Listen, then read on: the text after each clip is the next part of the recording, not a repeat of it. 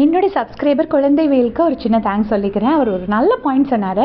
ஒரு ராஜாவாக ராணுவ தோற்றுருந்தாலும் ஒரு மனுஷனாக அவர் ஜெயிச்சிட்டாருன்னு ரொம்ப வேலிடான ஒரு பாயிண்ட்டு. உண்மையிலேங்க அவர் அந்த முடிசூட்டின உடனே அவர் கூப்பிட்டு அந்த சாச்சனா சின்ன பொண்ணு வேறு, ஸோ சாச்சனாவையும் வான்னு கூப்பிட்டு வரமாட்டேன்னு சொன்ன பொண்ணு இல்லை பரவாயில்ல வாங்க அப்படின்னு சொல்லிட்டு கோமகள் தேசம் வாழ்க. நான் அதை மட்டும் வேணால் அவர் தவிர்த்திருக்கலாம். ஏன்னா அவர் ராஜாவாக அவர் யாரையும் வாழ்க சொல்லக்கூடாது, மற்றவங்க சொல்லியிருப்பாங்க.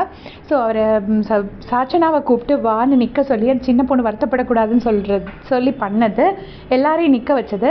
ஸோ ஒரு பிபி மெட்டீரியலாக வேணால் ராணுவம் இல்லாமல் போகலாம், பட் இந்த மாதிரி ஹியூமன்ஸ் தான் நமக்கு வெளியில் ரொம்ப அழகாக தெரிவாங்க. அந்த மாதிரி ராணுவ ஒரு பிஹேவ் பண்ணார்.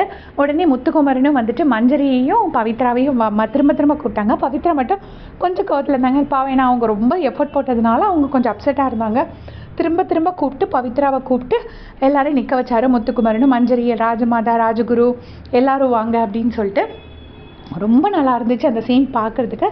கண்டிப்பாக எனக்கு தெரிஞ்சு எல்லா டாஸ்க்கும் எல்லா சீசன்லேயுமே டாஸ்க்கு முடியும் போது வெட்டுக்குத்தில் தான் போய் நிற்பாங்க.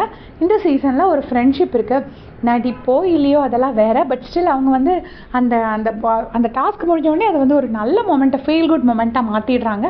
நிறைய ஃபீல் குட் மொமெண்ட்ஸ் இந்த பிக் பாஸில் இருக்குது அப்படின்னு நான் ஃபீல் பண்ணுறேன். தோ சண்டை கம்மியாக இருந்தால் கூட இந்த மாதிரி விஷயங்கள் நல்லா நடக்குது.